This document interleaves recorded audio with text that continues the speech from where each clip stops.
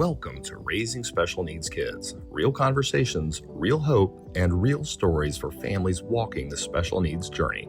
Our host is Monica Schmelter, sister to a brother with Down syndrome, and we're here to remind you, you're not alone. I'm Monica, and this is the Raising Special Needs Kids podcast, and I'm so glad that you joined us. We're here to be a safe place to give community and connection to everybody that's raising a special needs family. So thank you again for joining us. My guest today is Pam Hackney, and Pam, welcome. Thank you. I'm glad to be here. I'd love to hear a little bit about your family. So my husband, Scott, he was military, Air Force, pilot in the Air Force. That's long gone. He, along with having a special needs child, he's disabled as well. So he had to leave the Air Force, but we have a business in Nashville. We have a almost 13-year-old. Oh, so you've almost got a teenager in your house. Yeah, well, she thinks she's been a teenager for quite a while. I'm sure. That's the 27th. So we have Christmas and then birthday. Oh, my goodness. So lots of partying. And then Olivia, we usually call her Livy, unless she's in trouble. Then it's Olivia, of course. She is 9.5, and she is our special needs child. We live on a horse farm in College Grove, which is Williamson County, for those who know the area. And we board horses and team rope for anybody who knows what that is. But it's just a rodeo sport, basically. That's amazing. I bet your children just love being a part of all of that. No, actually, they don't. They don't? No. Oh. Jordan wants no part of the horses. Oh. She's taken lessons and everything. She just has no interest. Liv does. Now, she loves being on a horse. We have just waited for her abilities to catch up with her desire. So about ready. I keep saying I'm going to start her on lessons and stuff. I just need to do it. It's finding time. It's finding time to do everything, right? Time. There's so many things. Yes. Parenting in any situation is not. Well, there's that book titled Parenting is Not for Cowards, and I truly believe that. It is. You cannot be a coward, No. Even with typical kids. Absolutely. Whatever typical or normal is. Right. There's so many challenging situations, and part of the reason, as I shared with you, Pam, that we created this podcast was to honor my late brother, Donnie, and to just reach out to special needs family to have a place for people to talk and share like the lessons they've learned, what sibling rivalry looks like in a special needs family, because I know I fiercely protected and loved my brother, but there was sibling rivalry. We played tricks and jokes Absolutely. and all of that stuff. Do your two girls do that? Well, when Liv was born, Jordan was 3.5. So, and Liv spent 3.5 weeks in the NICU. She was 3 pounds, 5 ounces. So we lived in a camper at the time, getting our house built. It was 10 months of pure torture, waiting for the house to be built. I bet. With a toddler, 3.5-year-old, and a preemie on top of that. So Jordan just thought she was her little doll. She loved her. And that went on until Jordan started getting in elementary school and, hanging with her friends more than her sister. And sister, just like normal, became more of an annoyance. But that's going to, that'll go away. Absolutely. And they're just normal, Yeah. typical sisters. Well, my sister, I'm the oldest. My sister is my best friend now. But I remember when my mom would say, you've got to walk with your sister to school. Because back then we walked to school. And I would just tell her, you've got to walk behind me. You can't walk with my friends. And I look back now, that's ridiculous. But that's just how it is when you've got siblings. Absolutely. And when we're places, for instance, we went to Disney World a couple of times. Jordan's very protective of Liv. And if we're, out and about the mall or at, whatever's going on at Christmas, she's got her eye on her. Mm-hmm. And a little in a bossy way, which is also typical, Liv's starting to kind of fight back on that because she's finding her little 9-year-old voice, But they, that annoyance is there between them, but so is the protectiveness. And that just means it's a normal relationship. Normal, whatever normal is. Whatever normal. That's a normal relationship between sisters or brother and sister in any family dynamic. Absolutely. And I love it that Jordan is also protective. She is. And our family is anything but the definition of normal. So here we are, older parents. How old were you when you became parents? You don't have to say if you don't want to. No, it's okay. Let's see, I was 52 when we adopted Jordan and Liv. And they were both babies. They were both born in Nashville, actually, which is extremely rare. We went through Bethany Christian Services for the adoption process. And the first call we got was for a baby in Kentucky. And we had been told in the whole process that something like this could happen. I wouldn't say typical or normal, but it's certainly not rare. The birth mom changed her mind at the hospital. So, and in Kentucky at that time, you had to stay in state for a pretty good length of time. So we had set up home in one of those extended stay hotels. So all we could do is pack up and head back home. Pack up brokenhearted. It was, but there was just such a inner knowledge in me that was not our baby. Well, thank God for that. I remember it was Christmas time as well. And I was singing in a Christmas program at church. And I just had, now Scott was heartbroken. And I just had this incredible peace and was able to actually just spend that time really in worship. And I think the heartbreak came later when it really just, hit me. But it was about a year later, we got Jordan. And my first words were, "Oh my goodness, she's so beautiful." And then 3.5 years later, we were moving from Culleoka, little bitty town outside of Columbia, to College Grove, and we got the phone call. And we had just had a yard sale that day and got rid of all of Jordan's baby stuff. Oh, goodness. That very day? That very day. Because you just didn't think you'd get another call, probably. Well, it had been 3.5 years, Oh, my goodness. and we were moving into a camper.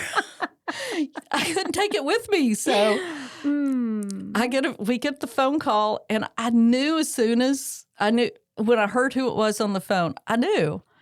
And that women's intuition thing. Yes.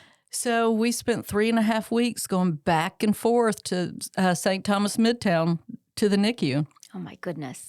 Scott could go more than I could because our business is in Nashville, so he would go on the way home or either on the way in. And so he actually was able to spend more skin-on-skin time, which is so important at that age, especially. I'm assuming everybody knows what that is with babies. Absolutely. And so it worked out. It was just like there was a little bit of a disconnect for me when she was in the NICU. But that went away as soon as we got her home. Yeah. Everybody that I know that's ever adopted says it's just like instant love. It's Absolutely. just like when you have your own biological, you just have instant love and you do anything to protect your kid. Oh, I am such a mama bear. Oh, that's awesome. That's awesome. When did you find out? I know Livy spent the 3.5 weeks in NICU. Right. When did you find out that she might have special needs? Oh, that was much later. Now, we did find out in the NICU from a nurse who I was holding Liv, and she goes, "Well, we got the blood report back. You don't want to see it." And I said, "Yes, I do." And she said, "Well, it's showing cocaine, marijuana, alcohol, and Valium in her blood work."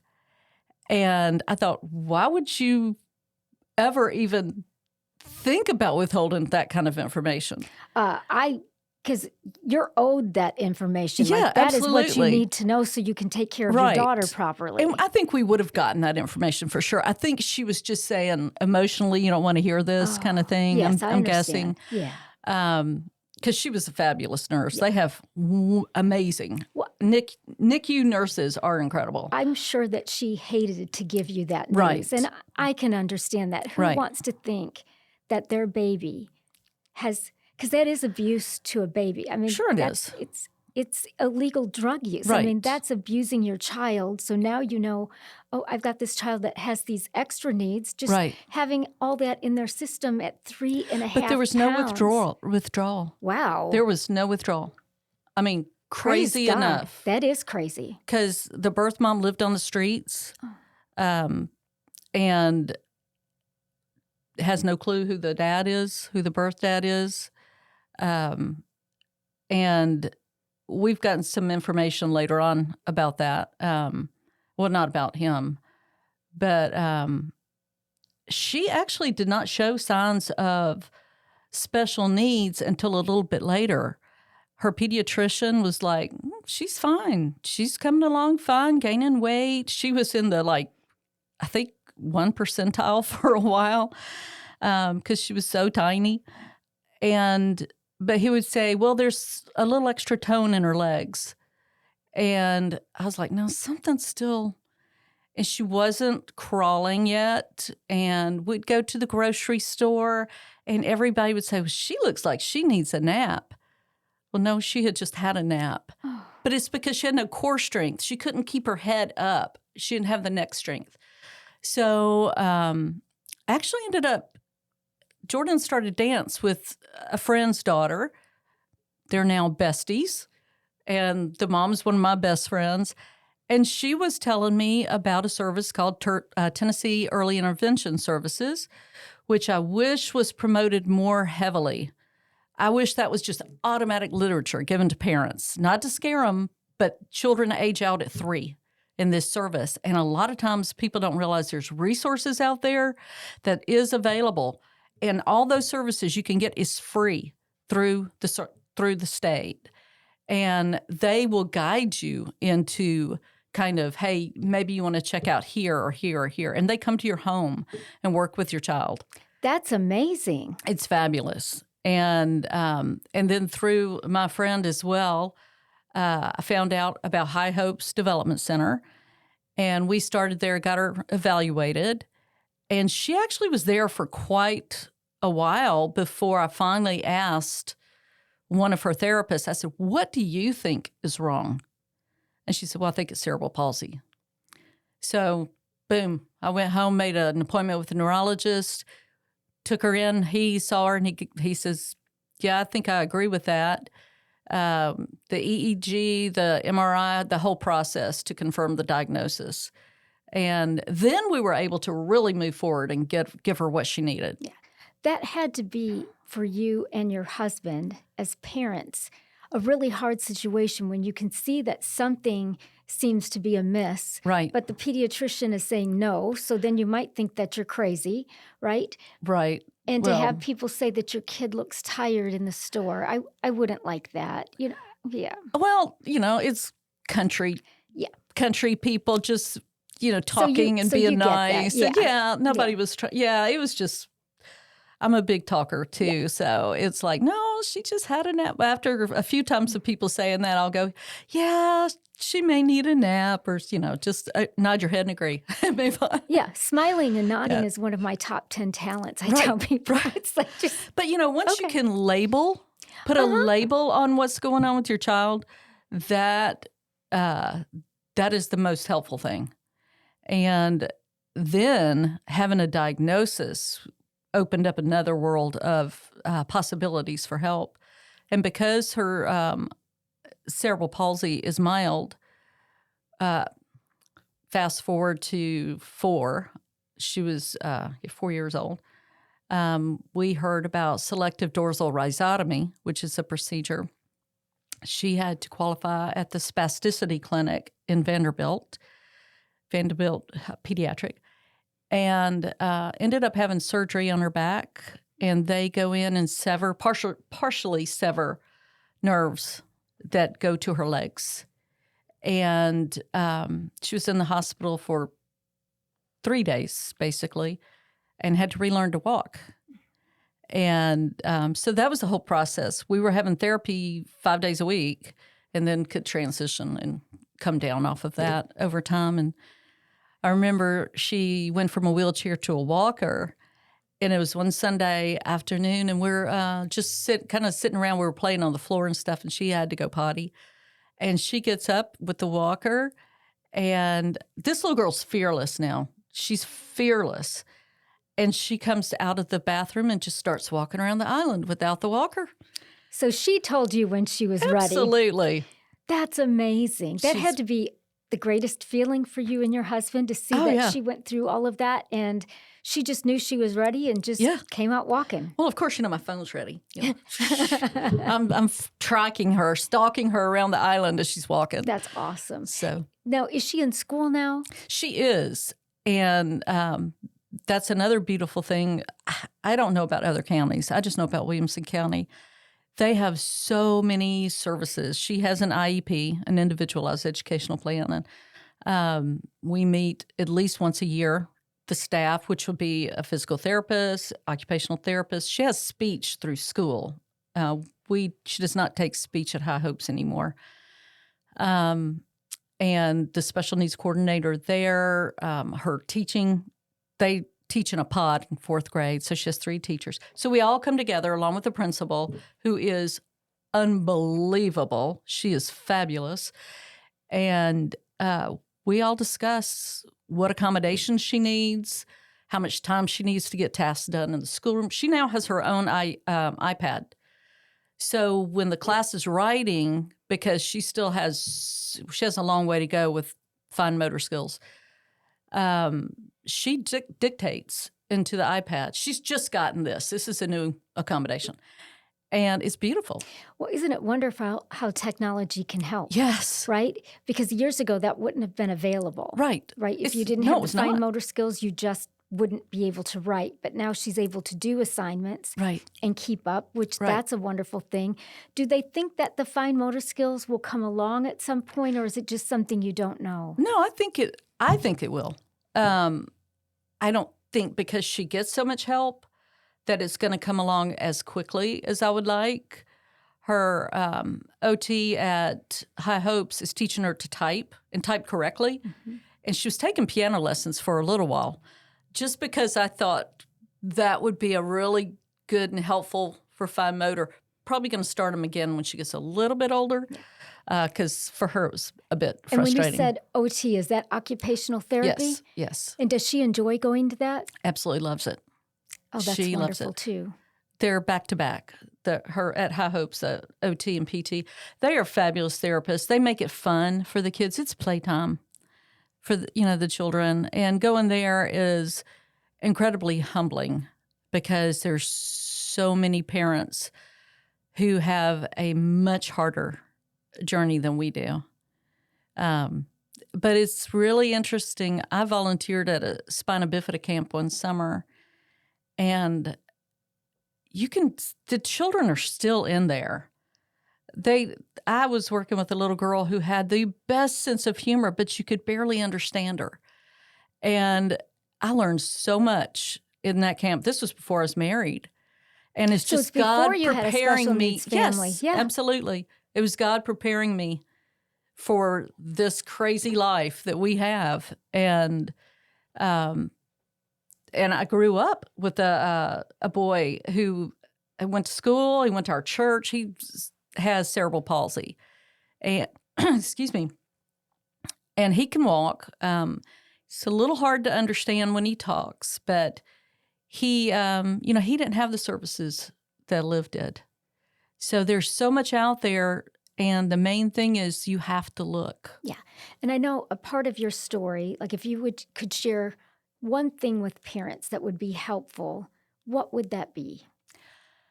I would say don't take what your healthcare team is saying if you think in your gut that there's something else. Keep pursuing what that voice is inside of you that tells you, no, there's something else going on with my kid. Don't just take for granted what they tell you. Right. Well, and they're only seeing your child briefly, but a parent, you're seeing your child 24/7 or many, many hours out of the day, and you're seeing day in and day out, nap time, eating, like you see all the things. Right. So what you're saying is if you think something's there, just keep trying. Keep trying. And, maybe there's nothing there. Maybe your child just needs to grow up a little bit, mature or something. Some, children progress at different rates. But if you feel like there's really something there, go for evaluations at least. Yeah. Because some children are they're late bloomers. Right. It's going to come in later. Some children just hit their milestones later, and that's okay too. But you saw, if a child can't keep their head up in the grocery store, Right. that would certainly be a red flag to me as a parent. Right. And she was just a few months, she could just sit into the cart. And so, look for the red flags. Don't see things that aren't there, but if there's something that's causing you concern, really, there's services out there that can help you. Mm-hmm. And do you find community with other special needs families to be helpful, or?